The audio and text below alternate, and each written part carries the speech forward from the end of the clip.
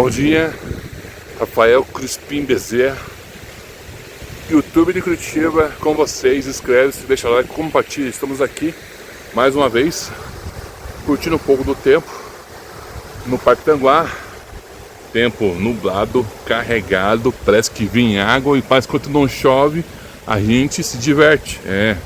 A gente se diverte. Estou aqui diante do Pegasus, né? A estátua.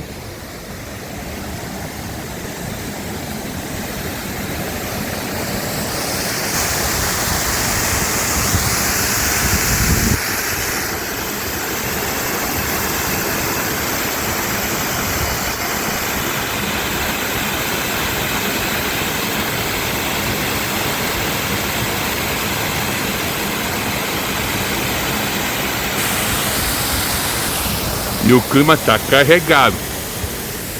Qualquer hora a tempestade.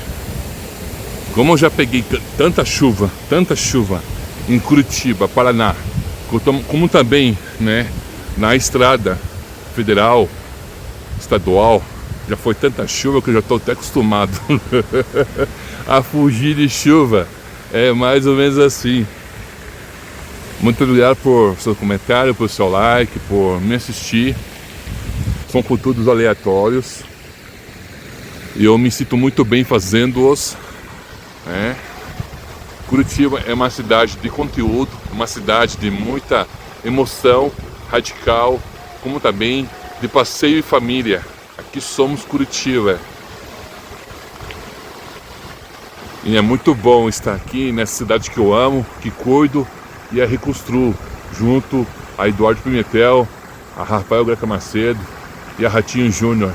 Sou muito grato, somando sempre em serviço voluntário e freelance, motorista, um x-tudo do estado.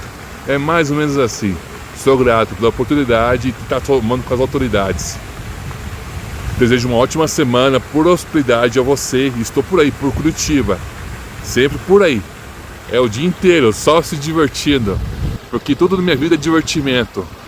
Há tempo bom, há tempo ruim, mas sou grato a Deus por viver e poder somar com todos que estão ao meu redor.